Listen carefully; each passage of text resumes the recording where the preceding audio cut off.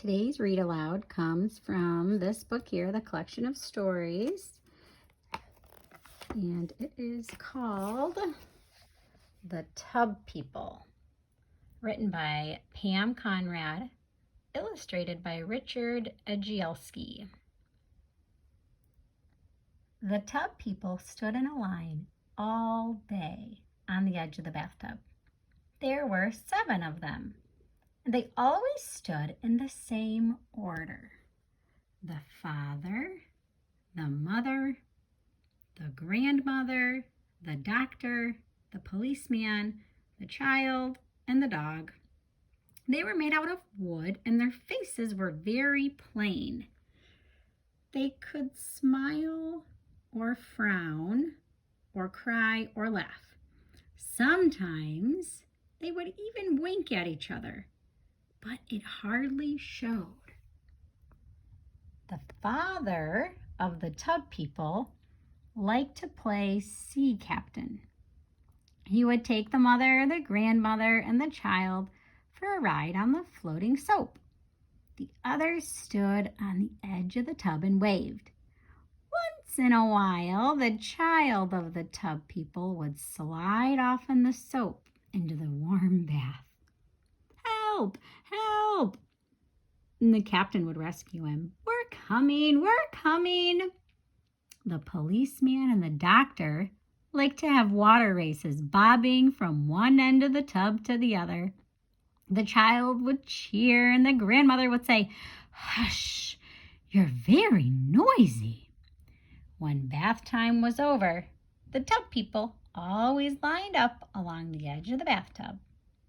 Father, the mother, the grandmother, the doctor, the policeman, the child, and the dog. But one evening, the bath water began rushing down the drain before they were lined up, pulling all the tub people this way and that. The soap danced over the drain, turning and turning at the top of a whirlpool. Standing on the soap, getting dizzier and dizzier, was the child of the tub people. Help! Help! But this time, his father could not save him. And the tub child disappeared down the drain without a sound. The tub mother pressed her face to the grating. She looked and looked for her tub child, but she could not see him. Later that night, the tub people lined up on the edge of the tub, just the 6 of them. The soap was soft and back in the soap dish. The washcloth made a lonely dripping sound as it hung from the faucet. The tub people felt very sad. The next night, the 6 tub people climbed onto the washcloth raft. They called and called for their tub child. Of course, they knew exactly where their child had gone, but somehow they felt comforted by calling for him. Honey, where are you? Come home now. Please come back. But he did not answer. Every evening, the tub people continued to float in the bathwater. But in time, they stopped calling, and they never winked at each other anymore. Then, an unusual thing happened. The bathwater began going down the drain slower and slower. Big people came and peered into the tub. What's the matter with the tub drain? They asked. They filled the room with deep voices and blocked the light. What's the matter with the tub drain? The tub people stood woodenly in their line. If they could have spoken, they would have shouted out what a terrible drain that was and how it had sucked away their little tub child. But they were silent. That afternoon, a big man came and pried off the drain cover, grunting as he worked.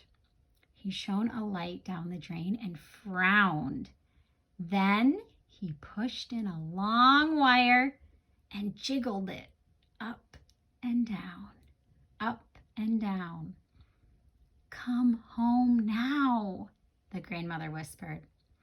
And out of the drain popped the little tub child, wet and tired. The tub people stood in a line, quietly watching. One by one they smiled, the father, the mother, the grandmother, the doctor, the policeman, and the dog. And the tub mother had little soapy tears running down her wooden cheeks. But the big man did not look at them.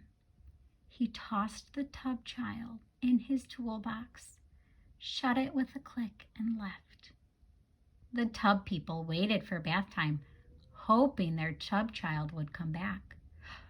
But bath time never came.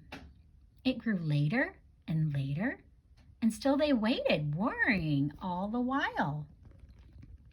Finally, when they felt they could no longer wait, they were lifted up and carefully carried into a new room and gently placed on a large, soft bed.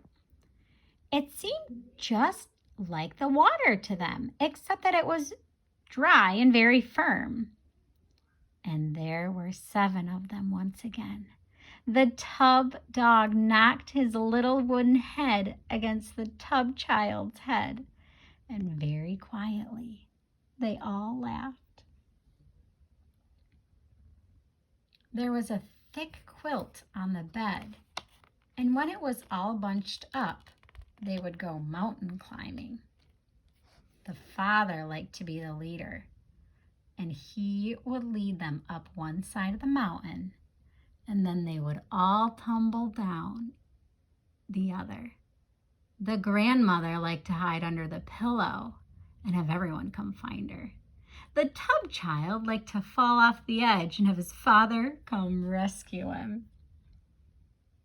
Each night when the lights went out, they lined up along the windowsill, just as they had along the bathtub edge.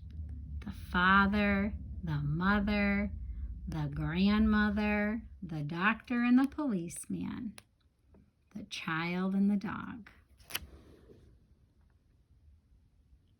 But each morning, when the sun came shining in on them, something would be different. The tub child would be standing between the tub mother and the tub father, their sides barely touching.